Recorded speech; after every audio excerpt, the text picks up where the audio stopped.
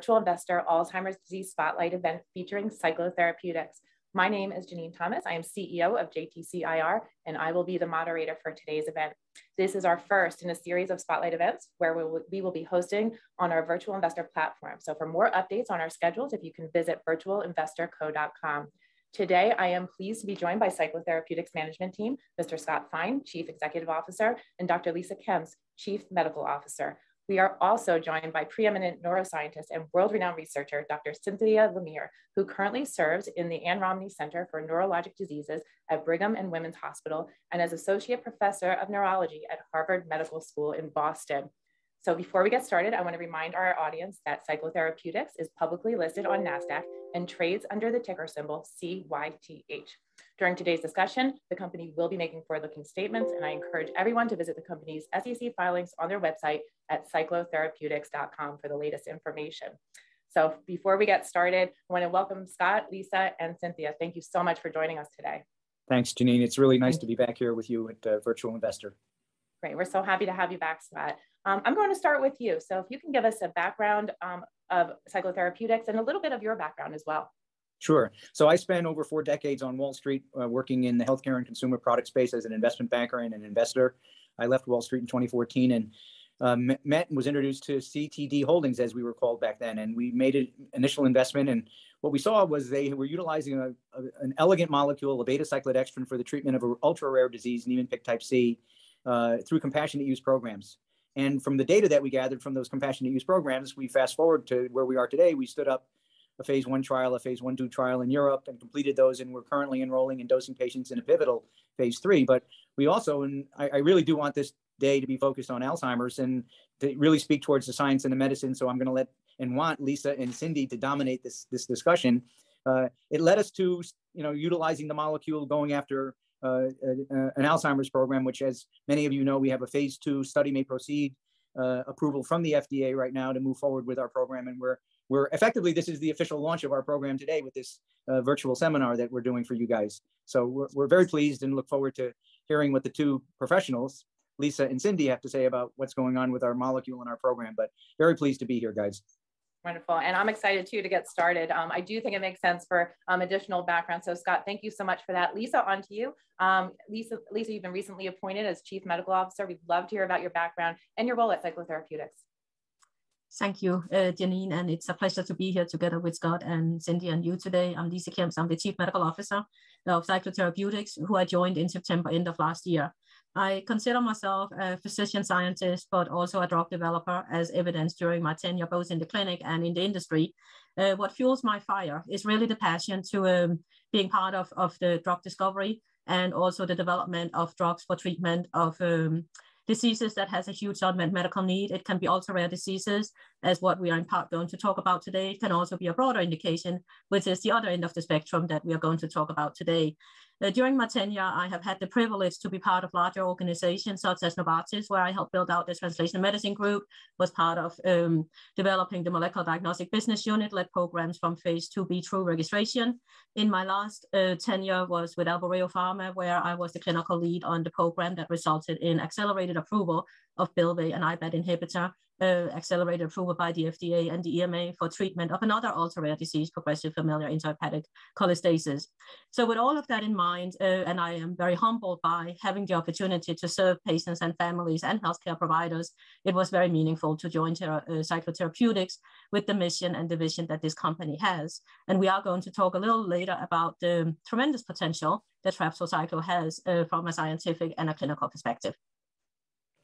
Excellent, Lisa. Thank you so much. So happy to have you. Cannot wait for you to help us with this panel and really dive into Cyclo Therapeutics and the Alzheimer's disease program. Before we do that, Cindy, we are so grateful to have you join us today. Would love it if you give our audience a little bit about your background, and then we will get started on the panel questions. Great. Well, thank you, Jenene. And thanks to everyone, Cyclo and Jenene, for inviting me here today. My professional name is Cynthia Lemere, but please feel free to call me Cindy.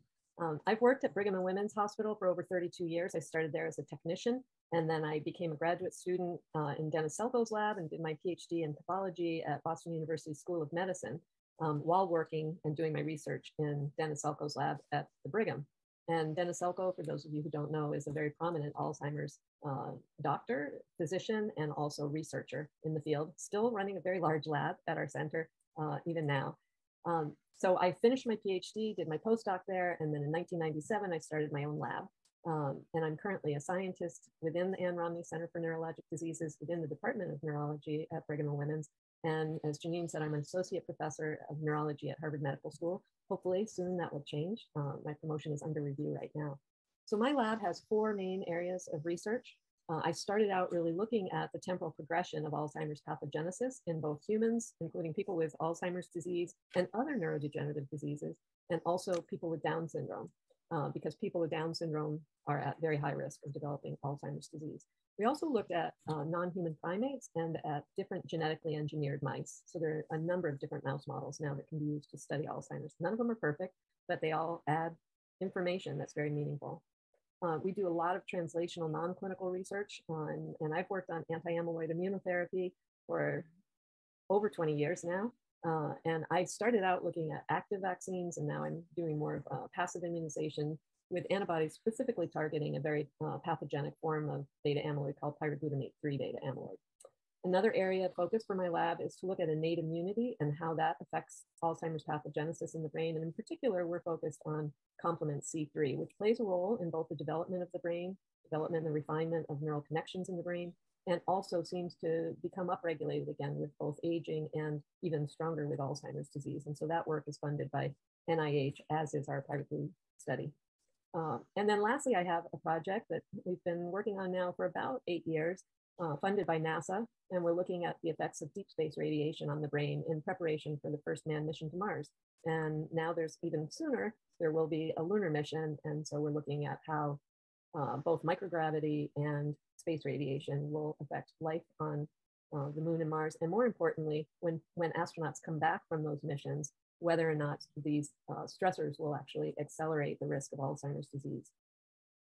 So in addition to my lab work, I also consult for several companies. So I'd like to disclose that now. I consult for Acumen, AD Vantage Therapeutics, Apellis Pharmaceuticals, Biogen, Cognition Therapeutics, and most recently, and happily, Cyclo Therapeutics. I also serve on the Alzheimer's Association Medical and Scientific Advisory Group. And through that, I was the chair and the immediate past chair. And while I was the chair, I was on their board of directors for 2 years, which was an incredible experience. I learned a lot. I really appreciated it. And I also lastly serve on the Cure Alzheimer's Fund Research Leadership Group. I'll stop there. Let me add, Cindy, we are so grateful for you to be joining us today, and as we build out our program. So thank you. But Janine, back to you. Yeah, back to you, Janine. Yeah, no, I mean, what an impressive background. And we're just so excited to have you participate, share your insights, share your thoughts, your incredible experience. So Cindy, I think just to level set the discussion, and for those that are new to the Alzheimer's disease space, and just give everyone an understanding from where we're coming, can you provide us with an overview of Alzheimer's disease, the prevalence, how it manifests, and who is affected? Sure. So you'll probably hear me call Alzheimer's disease AD. So I just want to make that acronym known up front. Sure. Alzheimer's disease is the most common form of dementia. However, there are many different causes of dementia. People often think that Alzheimer's is the only form of dementia. So it's really important to distinguish that there are multiple causes of dementia. Alzheimer's is one of them. And it's the most common form of dementia, but there are other dementias such as frontotemporal dementia, dementia with Lewy bodies, Parkinson's, etc. Right now, there are about 50 million people worldwide with Alzheimer's disease. There are about 6.2 million Americans living with Alzheimer's dementia, and that number is expected to rise to about 12.7 million by the year 2050. And this is, these stats are from the Alzheimer's Association Facts and Figures 2021 brochure. Currently, 1 in 3 seniors dies of Alzheimer's or another form of dementia. And the current cost for Alzheimer's and Alzheimer's related dementias is $355 billion in the USA. And by 2050, it's expected to go up to about $1.1 trillion. So there's an incredible unmet need to find ways to prevent and cure Alzheimer's disease. So in terms of symptomatology, early on, there's difficulty remembering conversations, names, or events. Many people also experience apathy and depression. And later on, as symptoms progress, there's impaired communication, disorientation, problems with confusion, poor judgment, behavioral changes, And then even later, patients progress to the point where they actually have trouble swallowing. They often develop aspiration pneumonia. That's a very common cause of death in people with Alzheimer's. And they develop difficulty with speaking and walking. And all of these symptoms rob patients of their quality of life and significantly impact their family and friends. And most Alzheimer's disease is sporadic. So there's about 5% of Alzheimer's disease that's due to a genetic autosomal dominant mutation. And these include mutations in either the amyloid precursor protein gene or a presenilin gene. And those are both related to the production of the amyloid protein that gets stuck extracellularly in plaques in the Alzheimer brain. So in terms of the pathology, one of the earliest changes is the early accumulation of beta amyloid protein. It forms these small aggregates, which then get stuck in plaques outside of neurons. They aren't cleared. They can also get stuck in blood vessels and form vascular amyloid, sometimes called congophilic amyloid angiopathy, or CAA for short. And what's really important is that now with better cognitive testing, better clinical testing, and better imaging, better biomarkers, we know now that these changes, these very early changes, start 15 to 20 years at least before the onset of symptoms. Another important change very early in the disease is endosomal lysosomal dysfunction. And so, there are all these early changes that precede the actual degeneration that's seen in the Alzheimer brain. So shortly after, the onset of plaque deposition, there's gliosis, there's the appearance of neuritic dystrophy, so the degeneration of individual neurites of neurons passing through that plaque. This can cause inflammation, and so there's activation of glial cells, microglia and astrocytes. The synapses in the region become sick and don't signal properly, and eventually they die off, and perhaps some of the glial cells chew them up. That's something I'm working on. And as part of all of this is tau becomes hyperphosphorylated, and it begins to seed aggregates, which spread throughout the brain. And this eventually forms intracellular neurofibrillary tangles. So the two main features, pathological features of Alzheimer's, are the amyloid plaques and the neurofibrillary tangles. And the tangles are made up of hyperphosphorylated tau. And together, these cause neuronal dysfunction and cell death. And as I mentioned, there's a lot of gliosis, a lot of inflammation going on at the same time. But eventually, patients end up losing about 40% of their hippocampal neurons. And the hippocampus is very important for learning and memory. And so this affects severely the ability to learn and the ability to maintain memory, especially short-term memory, which is highly affected in Alzheimer's disease. There's also reduced glucose metabolism in the brain and increased oxidative stress. So there's a lot going on in the brain of someone with Alzheimer's. As I mentioned, these changes can occur 15 to 20 years easily before the onset of symptoms. And this is work that's been done mostly through the DIAN, the Donnelly Inherited Alzheimer Network studies, looking at early onset Alzheimer's patients that have these different genetic mutations that lead to early onset Alzheimer's. And if somebody has that mutation, it's guaranteed that they're going to get Alzheimer's disease. But by studying those individuals and looking with different biomarkers, we can really map out now when these different changes occur. So there are four main stages, I would say, of Alzheimer's. There's something called preclinical, which is where people have started building up amyloid and tau changes in the brain, accumulation of both plaques and tangles in the brain, but have not yet reached the point where they've lost so many neurons that they are unable to remember things anymore. So this is when they have the pathology, but they have no clinical symptoms. The next stage is mild cognitive impairment due to AD. And that's where there is some pathology, but there's also very early stages of clinical impairment. And then mild AD, which is a little bit more of the cognitive changes, and then moderate to severe AD. So this area of preclinical and especially prodromal or mild cognitive impairment and mild AD is really an opportunity where I think we can make a difference. And there have been many clinical trials in people with moderate to severe AD that have failed, and mostly because they're targeting events that occur very early on in the disease, and they're not restoring neurons that have been lost. So it's important to keep in mind that there's this very long and protracted preclinical phase of Alzheimer's disease pathogenesis before the clinical symptoms appear. This gives us a very large window of opportunity for slowing or stopping disease progression before someone gets to the point of losing their memory. And as I mentioned, there are a lot of studies now testing therapies in this very early stage of Alzheimer's disease, meaning MCI due to AD or early mild AD. There are even some clinical trials starting soon. I think they've even begun enrolling in people with early onset Alzheimer's disease, where it's known that they are going to develop Alzheimer's disease. There are studies in the preclinical phase and now even in primary prevention phase before they even start the pathology. So I think these are going to be really exciting times where we can really understand better. Now that we have the biomarkers, we can really understand better what happens if you do prevent, you know, at each of these different stages. What can we prevent? What can we slow down? What can we stop to get to the point where we can make a clinical difference and keep it that way, not just slow the progression, but eventually prevent the disease altogether.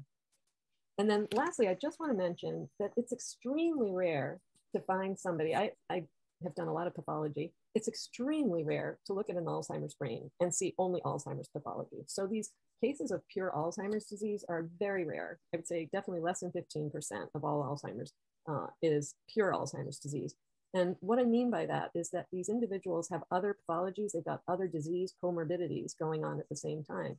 And these can include things like hypercholesteremia or diabetes or obesity or cardiovascular disease.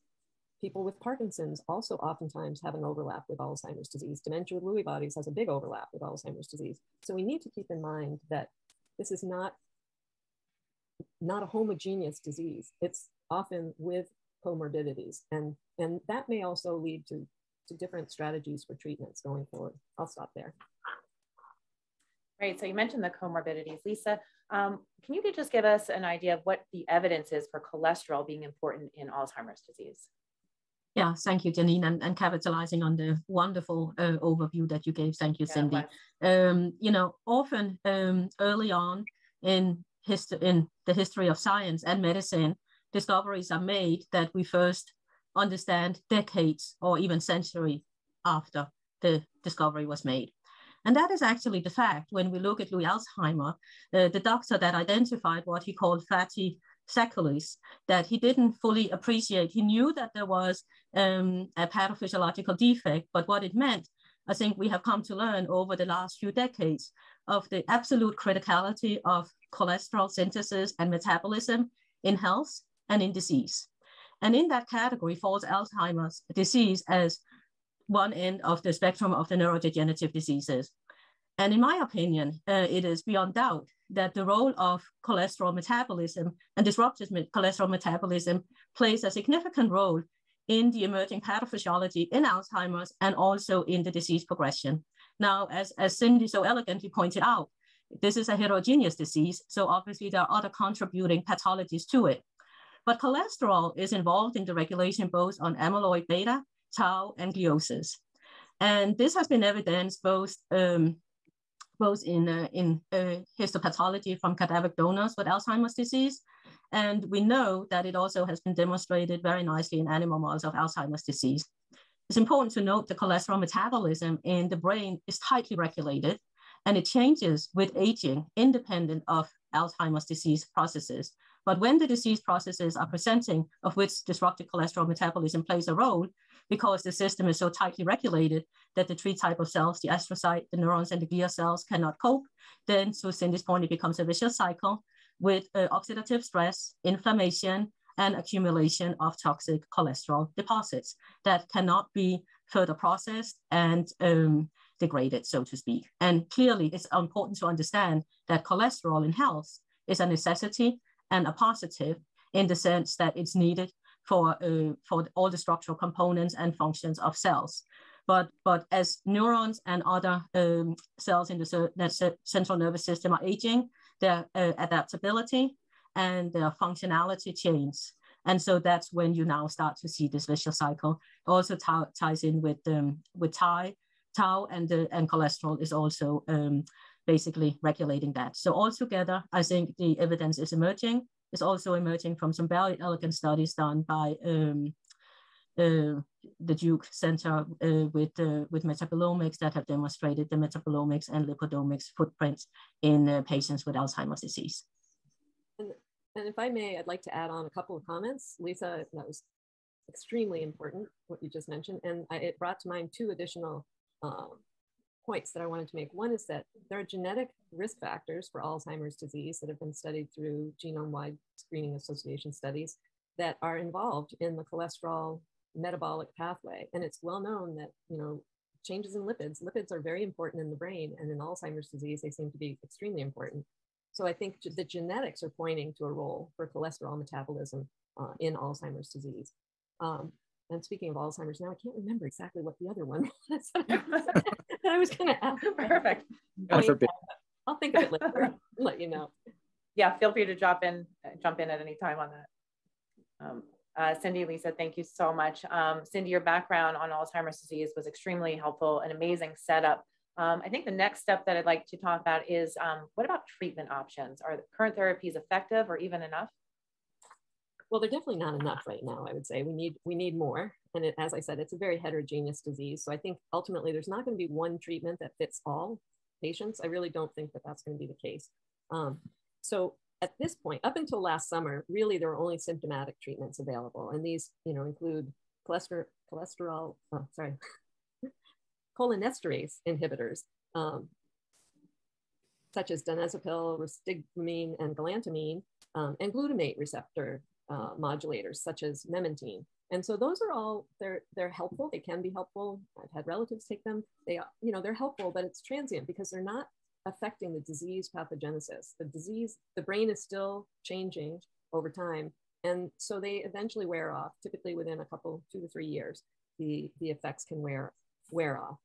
So what we really need are disease modifying therapies. And there are many, many efforts underway for this right now. Last summer, as I'm sure everyone on this call knows, last summer, the FDA approved the use of Biogen's Aduhelm anti-amyloid humanized monoclonal antibody for early Alzheimer's disease. There was a lot of controversy over this approval. And this was due to the fact that there were 2 phase 3 clinical trials, one of which met its primary endpoint in terms of clinical benefit, and the other one did not. They both studies showed A beta lowering. The one that showed clinical benefit, there was a lot more A beta lowering. There are many reasons, at some point I'd be happy to talk about that. There are many reasons why one trial was positive and one was negative. Most importantly, the trials were never completed. They were halted because of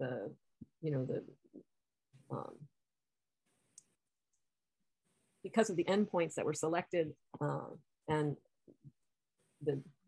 trying to think of what the word is for it, but because these studies didn't meet the unblinding of the data halfway through the trial. And so they stopped the trial.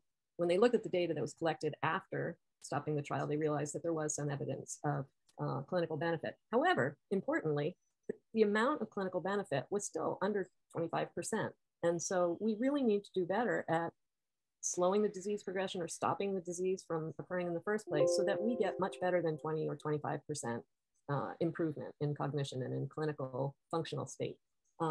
So the Biogen antibody is now in a real world evidence study, and they're doing a phase 4 clinical study. In the meantime, Eli Lilly has an antibody targeting the same pathogenic form of beta amyloid that I was talking about earlier, that my lab is studying, called pyroglutamate 3 beta amyloid. And their antibody is also looking very promising in phase 2 clinical trials. And they are now enrolling in very large phase 3 clinical trials and talking about doing a secondary prevention study. Eisai and Biogen together are now in phase 3 clinical trials with an antibody that targets a very small aggregate form of beta amyloid called a protofibril. And they're moving forward with that. Their antibody was actually generated by a small company in Sweden called BioArctic. And their antibody also shows some very strong potential. And all of these antibodies have this side effect called ARIA, amyloid-related imaging abnormalities. And so somehow the clearance of the amyloid from the brain to the parenchyma, most likely, or the clearance through microglial mediated phagocytosis, seems to be causing this transient vascular effect at the blood-brain barrier level in the brain. And so, we really need to find additional ways to address ARIA, for example. We're trying to do it by blocking complement, but there are other ways. And to find, there are many other parts of Alzheimer's beyond the amyloid and tau, looking at oxidative stress. What happens if somebody's already lost all these neurons? How are we going to rejuvenate that brain? How are we going to get new neurons to grow and make connections and make correct connections? So we really need a lot more therapies to increase our shots on goal. We need to start thinking about combination therapies and personalized medicine. Because as I mentioned earlier, Alzheimer's disease often presents with comorbidities. So you might take a patient that has diabetes and Alzheimer's disease and figure out what's the best combination therapy for that person, as opposed to somebody else who might have had a different type of, maybe they had multiple head traumas and Alzheimer's disease or something else.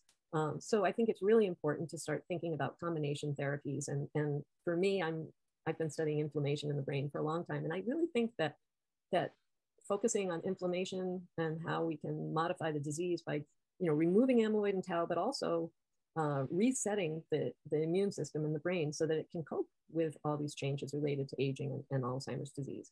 And then we also have to think about therapies for rejuvenating the brain and enhancing those connections between the neurons that still exist, or maybe generating new neurons.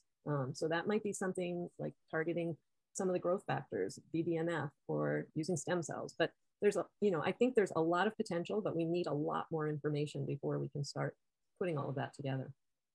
Cynthia, I think, Jenene, if I just made just a very brief comment, I think you made some absolutely excellent points. I think the time is now and also in the future for us to really embrace the concept of targeted therapy or personalized medicine. Is not unique to ultra-rare diseases or oncology indication. This has broad and critical application to broader indications, both Alzheimer's, as we're discussing now, and other diseases, where we really do take the patient's phenotype and also genetic component into account. And without restoring the metabolic milieu, that whether it's central, the central aspects of it or peripheral, without changing that, I don't believe that it's feasible to restore the functionality of the critical cells and basically break the vicious cycle and the crosstalk that exists between, for instance, lipotoxicity, inflammation, and overactive or reactive immune system,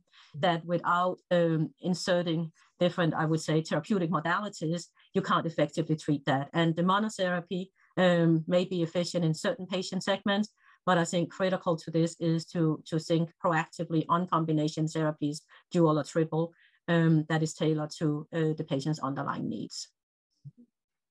Lisa, thank you so much. Cindy, that background also was incredible. And Lisa, the follow-up there is really helpful. And that leads us to my next question. I think why we are all here today and why all of the participants are looking to get more insight into Cyclo Therapeutics. So Lisa, I'd like to kind of stick with you on this. Cyclo Therapeutics is developing Trappsol Cyclo. Can you please provide us an overview of the technology and its mechanism of action? Yes, we'll be delighted to. So as Scott briefly alluded to, Trappsol Cyclo is what we consider a very critical technology platform, currently with application in 2 neurodegenerative diseases, Niemann-Pick disease type C and Alzheimer's disease, each end of the spectrum of neurodegenerative diseases. But we believe that this technology platform has other applications yet to be disclosed that can have treatment benefit and restoring pathophysiology in other diseases. But in essence, Trappsol Cyclo is a proprietary formulation of hydroxypropyl beta cyclodextrin, and it is the most common and also commonly used and well tolerated. Our formulation is a proprietary, as I noted. Cyclodextrins are unique in the sense that they can form water-soluble complexes that enable transport of certain insoluble hydrophobic compounds. But most importantly, what is highly relevant to the diseases that we are discussing here today, which has to do with disrupted cholesterol metabolism, is that Trappsol Cyclo can form complexes with cholesterol and can modulate cellular cholesterol content, not only in vitro, but also has been demonstrated to do so in vivo.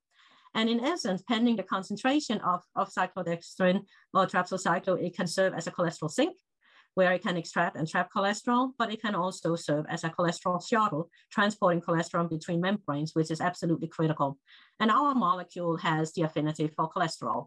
So in diseases where, such as Niemann-Pick disease type C, where cholesterol metabolism or the disruption thereof is I would say, part of the monogenic disease presentation, it plays a critical role because it replaces the function of the faulty NPC1 and NPC2 protein, and it acts independently on that. In other diseases, as we just discussed, such as Alzheimer's disease, where cholesterol metabolism is also perturbated, and that is an accumulation of it in the different lysosomal and endolysosomal compartments, it can also there eliminate part of the underlying pathology. So in that regard, it's We consider it a molecule with major clinical application and significance. It's administered intravenously, and it allows for both central and peripheral or systemic actions.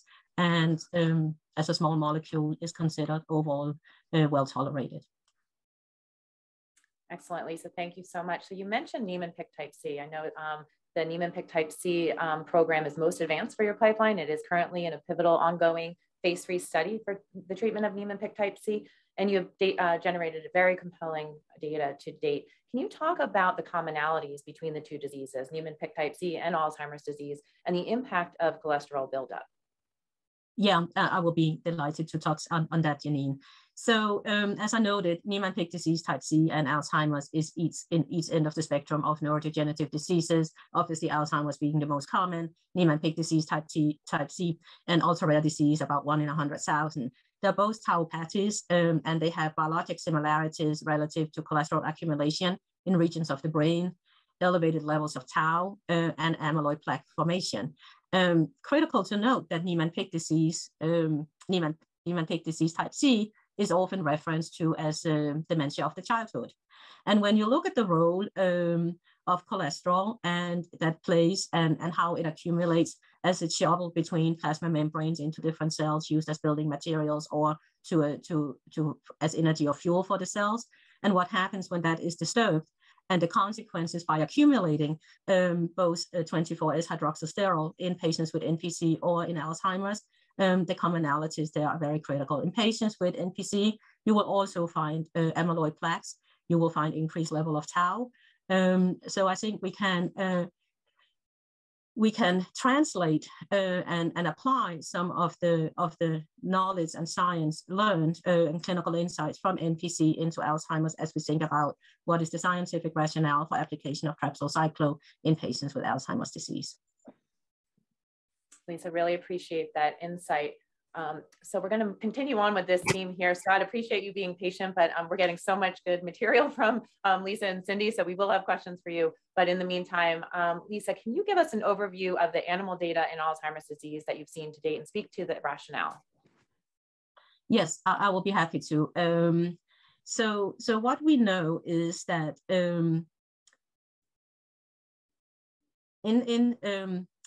both, as I noted, in vitro, but importantly in vivo, because what we are really looking for is the translation of non-clinical data from relevant disease models or pharmacology models into humans. What do we know? We know, and this is based on what of some very elegant studies published in the literature, we know that cyclodextrin has been shown to improve learning and memory, can reduce amyloid beta 42 brain plaques in treated mice. It can result in a reduction in amyloid beta, in amyloid precursor protein, which the regulation thereof is also linked to cholesterol, and a reduction in tau. Importantly, it also has an impact when we look at the lysosomal compartments and transcription factors. So to sum this up, hydroxypropyl beta cyclodextrin can enhance cholesterol efflux in animal models and animal models that have been developed to reflect the underlying pathology of Alzheimer's disease. We have also seen that in very nice animal models from Benny Liu and his team, animal models, the NPC mouse model, we have seen similar effect on clearance on cholesterol, delay or prevention of neurological degeneration, and we have seen improvement in longevity. So when we look at the key aspects of emerging or the underlying pathology in Alzheimer's disease and neurodegenerative diseases per se, coming back to the biological similarities between these two diseases and what we have seen in highly relevant animal models, I think that is in strong support of the clinical rationale, both for treating NPC, of course, but also moving into Alzheimer's disease. Wonderful. And keeping the data theme going, realizing it's an N of 1, can you discuss the in-human data you have in hand? Yes, I absolutely can. So you're correct. This is a case study with an elderly patient with Alzheimer's disease, where the FDA allowed us for this patient to, via an investigator-initiated IND, to receive Trappsol Cyclo intravenously for 18 months.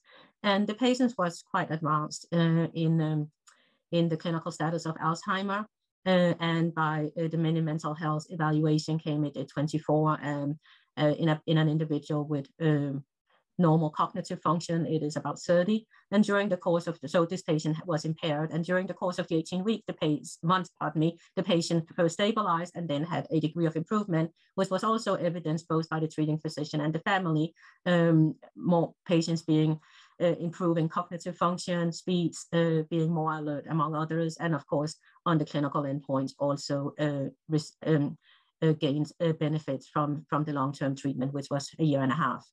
So that, of course, supported by, I would say, the very encouraging clinical data that we have from 2 completed studies in patients with NPC, both pediatric and adults, where we have seen effect both on disease-related biomarkers, as well as biomarkers of target engagement and clinical functional readout.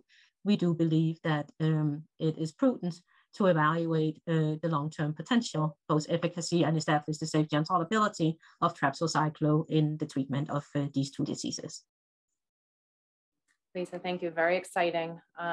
Cindy, I would love to hear your thoughts on Trappsol Cyclo. I know you're an advisor to the company. You have had a chance to review the technology, the data, become very familiar. If you can talk about your thoughts on Trappsol Cyclo technology, its utility for the treatment of Alzheimer's disease, as well as provide your take on the data Cyclo Therapeutics has generated to date. Sure. Well, first of all, I think the rationale is very strong for Trappsol Cyclo.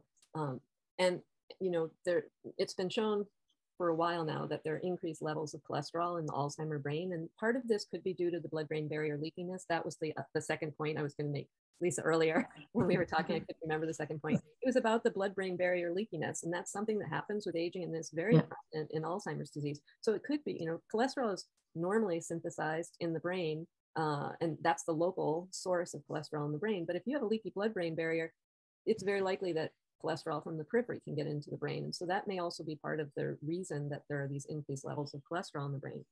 And as I mentioned earlier, there's disruption of the endosomal lysosomal pathway in Alzheimer's disease, and it seems to be an early process. And there's also evidence that cholesterol accumulates in the lysosome in the Alzheimer brain, and this can be seen with a staining with bilirubin dye. And so it really makes a lot of sense to me that a drug that helps shuttle cholesterol out of the lysosome would be beneficial, especially given early stages before the loss of neuron, or that neuron at least, that this may be a way to help prevent neuron loss in Alzheimer's disease and slow the disease, or potentially even prevent the disease from occurring in the first place. So I think that the human clinical trial looks very promising. There's been amazing safety data collected by Cyclo. I think it's very, very safe. The results in the Niemann-Pick type 1 study look really, really promising. And I think, the rationale for targeting cholesterol in Alzheimer's is there. I think it's quite strong. And one thing that we haven't gotten to yet is the role of apolipoprotein E, which is a cholesterol transport gene and protein. And apolipoprotein E is made mostly in astrocytes in the brain. Although when microglia become activated, they upregulate ApoE. But there are 3 flavors, I call them, of apolipoprotein E. There's ApoE2, E3, and E4, and we each receive one from our mother and one from our father genetically. And so people with 1 or 2 ApoE4 alleles are at increased risk for Alzheimer's. In fact, it's the largest risk factor to have an ApoE4 allele after aging, and aging is the biggest risk factor for Alzheimer's. And so it's been shown that ApoE4, people with an ApoE4 allele, if there's just 1 allele, they're at about a 3 to 4-fold increased risk of Alzheimer's. If they have 2 ApoE4 alleles, which is much less common. So they're in at least in the US, about 25% of the population has at least 1 ApoE4 allele, so it's pretty common. And about 50 to 60% of Alzheimer's patients have at least 1 ApoE4 allele. But if somebody has 2 ApoE4 alleles, it's more like a 12 to 15-fold increase in risk for Alzheimer's disease. So it's really important, and it's a cholesterol transporter. ApoE4 carriers have more cholesterol accumulation in their lysosomes. So to me, this is just much more evidence that targeting cholesterol is a very important therapeutic target, I should say, in Alzheimer's disease. And I think Flint Beal's work is beautiful, showing that both in cultured cells and in mice that targeting with the HP beta cyclodextrin was able to dramatically lower A beta 42 production and aggregation. And he also showed that 4 months of subcutaneous injection of HP beta cyclodextrin. In young amyloid, these are, some mice don't normally make plaques, so you have to use genetically engineered mice to express the human mutant APP gene, the amyloid precursor protein gene. Those mice, when they were treated with this drug, showed reduced beta amyloid production, plaque deposition was down, and they had fewer tau-positive dystrophic neurites within the plaques. And they had, importantly, clinical benefit. They showed improved memory and learning. And this was done, this drug not only reduced plaques, it actually reduced the production of beta amyloid by reducing the beta cleavage. Beta secretase is the enzyme that cuts the N-terminus of beta amyloid from the precursor molecule. And this drug actually reduced that interaction, which is, cholesterol plays a role in bringing APP and base-1, which is beta secretase, together within the cell. And so this drug was able to actually have an impact on that interaction.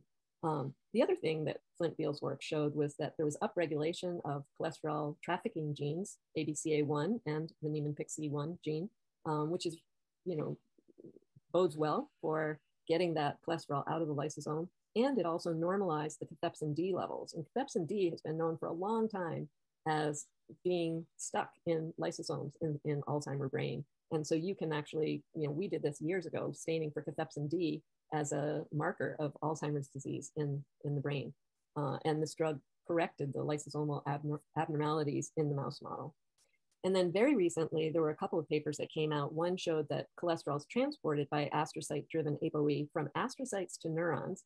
And they were able to delete a cholesterol synthesis gene called SREBP2 in astrocytes only. So this was a conditional knockout in a mouse model of Alzheimer's disease called the triple transgenic mouse model.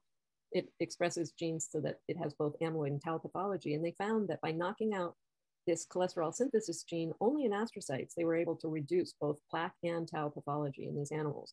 So this suggests that both amyloid accumulation and tau pathology can be reduced, and that the amyloid accumulation in particular is regulated by cholesterol synthesis and transported by astrocytes. And then Tuck and colleagues in a recent paper on bioarchives showed that cholesterol regulates the entry of tau seeds. So there's been this, over the past, 8 to 10 years, I would say, that there's this idea that tau spreading in the brain is through cell-to-cell seeding of these small tau assemblies. And what they showed in 2021, and the paper is now in revision, is that cholesterol actually regulates the entry of these tau seeds into the cytosol of neurons, and that's what promotes this aggregation and further spread of tau. And so this is, that's a really important point, that if tau is being spread in this mechanism and this drug can stop that spreading potential, then not only might it have benefit in Alzheimer's, but also in other tauopathies where tau seeding occurs. So I'll stop there. Perfect. Okay, so I want to get to a few more questions before we turn it over to some questions from the audience. Cindy, you've given us a great background on Alzheimer's disease, went through some data and your thoughts on that. What excites you most about Trappsol Cyclo, and what do you believe it can contribute to the future treatment of Alzheimer's disease that may currently not be covered? Well, I think right now we have a huge unmet need for drugs that modify the disease, that actually stop the disease progression from going forward and or prevent Alzheimer's disease. And so I'm very excited because this is a drug that seems to hit not only amyloid, but also tau, which means it could be useful for other tauopathies, but that it's hitting both of the main pathologies in Alzheimer's. Most other therapies hit one or the other, but not necessarily both. I mean, there's some evidence that there's actually emerging evidence. I just came back from a meeting. There's more and more evidence that if you lower amyloid early, it has an effect on downstream tau pathology. But I think this is sort of a 1-2 punch where you're getting it at the same time with the same drug. And I think that's really exciting. And as I mentioned before, I really think, looking at how this is affecting not only amyloid and tau pathology, but also inflammation in the brain. Cholesterol is also really important in how the immune cells in the brain work. And so, this may have benefit beyond just the amyloid and tau as well. Excellent. Thank you so much. Scott and Lisa, we're going to transition to you. Let's just talk about the next steps for Trappsol Cyclo in the treatment of Alzheimer's disease. You have an open IND with US FDA. Are you going to initiate a phase 2 study, and when? And if so, can you provide insight on its design, size, duration, and measure of impairment? Lisa, do you want to answer that question? Or happy to. So, and thank you, Cindy. That was outstanding. So with that, as you can gather, we have the common excitement relative to the science and the application thereof. We couldn't be any happier that we are going to advance a very fit for purpose phase 2b trial in Alzheimer's disease. We have not publicly announced what patient population we are targeting, nor specifically the objectives and endpoints. But what I can say is that the study in its current design is, I think, very appropriate. It will provide us a wealth of information relative to disease-related biomarkers, preliminary clinical efficacy with highly relevant clinical endpoints, core safety and tolerability, and PK as well as PK-PD relationship. And of course, we have taken guidance from the existing guidelines issued by the FDA, and of course also what is the state of the art as it relates to trials conducted in Alzheimer's disease. So yes, that is in the planning phase, I think I can say, and we are looking forward to get that off ground later in the year. Scott, anything you wish to add? Well, I'll add, we will be opening the trial up this year, and we do anticipate beginning to enroll the trial this year. So that's one of our key milestones for 2022. So we're quite excited about it. And, you know, I just want to make one comment because I know we're getting near the top of the hour and we're going to go to Q&A, but, you know, what drives us and what's so important to have Cindy's views on what's going on is, look, it's the science and the medicine. You folks have heard me say this multiple times before. It's not the business side of it. It's the science and the medicine. Without that, you don't have a business. And, you know, we're really wrapping our arms around the science and understanding it and how it's going to benefit this desperately needed patient population, not only for Alzheimer's and AD, but also for NPC. So I'm very grateful to hear the enforcement because it encourages us to want to drive to get these programs done to help these patients. It's really cool, really cool. So. Wow. Perfectly said, Scott. I think we're going to end with one question for Cindy before we open it up for the Q&A. No, Cindy, we've been taking a lot of your time during this discussion, but it's absolutely invaluable. We're so grateful. Cindy, to sum it up, what do you see as the most immediate unmet medical need for Alzheimer's disease? Well, as I mentioned before, I think right now we don't have, we have one potentially disease-modifying drug available for early Alzheimer's. What we really need now are drugs that have more solid clinical benefit. We need drugs that actually move robustly the biomarkers in the direction that we're looking. And we need to have safe drugs, and Trappsol Cyclo appears to be very safe. And I think, you know, that's a major point of this next trial. But right now, a lot of the therapies are going earlier and earlier, and I think that's really important. But we need drugs that are going to treat people that have already started showing symptoms and slow it down at that stage as well. And so I think we need more drugs that will target multiple stages of disease. We need combination therapies, and we need more personalized medicine so that we can figure out, is this particular drug right for this particular person? But I think we're getting there. I really feel optimistic that we are slowly but surely getting there. Wonderful. Scott, Lisa, Cindy, thank you so much for all of your input on this discussion. Now we are going to transition. We have time for, unfortunately, for just a few questions. I wanted to let this discussion run because we were getting some great conversation going, great insight, and just for all of the stakeholders and all of those that are participating in this discussion, which we have a great group of participants on today's moderated piece. We are going to move to the Q&A at this point, but it's just going to take me a minute, guys. I'm sorry. Okay. Is there a role emerging for the amyloid targeting antibodies?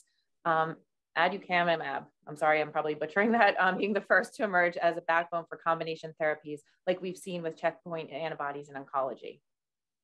May I answer that? Yes, of course. I had a feeling. Right now, so yes. Yes, yes. The answer is yes, yes, and yes. There's a lot of excitement in the field about combination therapies, and of course, you know, adding them to the antibodies, both amyloid and tau antibodies, not just amyloid, but really looking for it. And by the way, there's also an antibody targeting ApoE. So, you know, doing these combination therapies, I think, is going to get us much better to that shot on goal that I was talking about earlier. And there's quite a bit of emphasis on this right now. And as I just mentioned, I am in the process of writing an NIH grant right now to combine amyloid antibodies with at least 2 other therapies.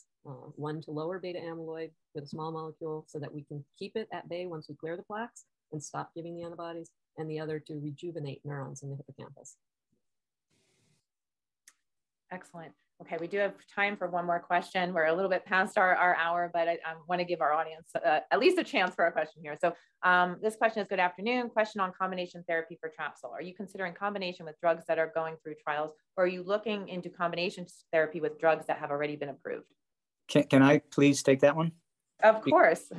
Look, we are looking at multiple different platforms for this technology, not only for NPC, but for Alzheimer's. And, you know, we just announced, and this is unrelated to AD, but we just announced a collaboration with WITS, which, you know, is a discussion around utilization of our compound for other indications. We've not said yet whether we're going to look at combination therapies, and it's a forward-looking statement that we're just not going to give guidance on, but we will look to utilize the molecule, as Lisa likes to say, fit for purpose, as we continue to build out our program.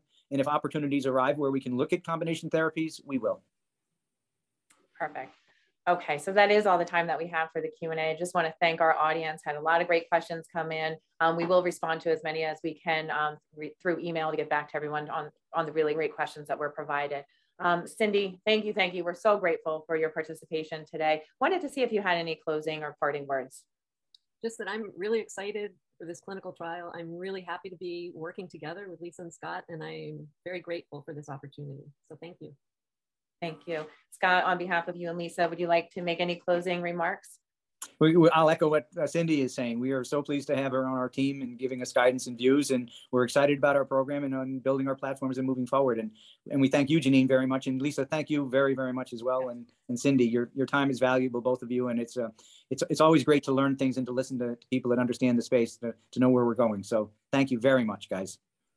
Well, with that, thank each and every one of you, Scott, Lisa, Cindy. This was such a great opportunity for all stakeholders to hear the opportunity for Cyclo Therapeutics and the potential impact for Alzheimer's disease. Congratulations on your progress so far. I know that you're moving ahead with your phase 2B program at some point this year. So congratulations on all that work. I know you and the team are working tirelessly to move things forward, not only on Alzheimer's disease, but on your NPC study. And I know that that's very near and dear to your hearts as well. This does conclude our virtual investor Alzheimer's disease spotlight event featuring Cyclo Therapeutics. I'd like to thank Scott, Dr. Lise Kjems, Dr. Cynthia Lemere, and really appreciate the audience time and attention. We had great participation. I'd like to invite everyone to view our virtualinvestorco.com website. This is the first, as I mentioned, in the series of spotlight events that we'll be hosting. Really a great event today, a lot of wonderful information for our audience. So again, thank you to Scott, Lisa, and Cindy. Cyclo Therapeutics, as a reminder, is traded on NASDAQ under the ticker CYTH. Appreciate everyone's participation and have a great afternoon. Thanks, everyone. Bye. Thank you. Thank you. Bye.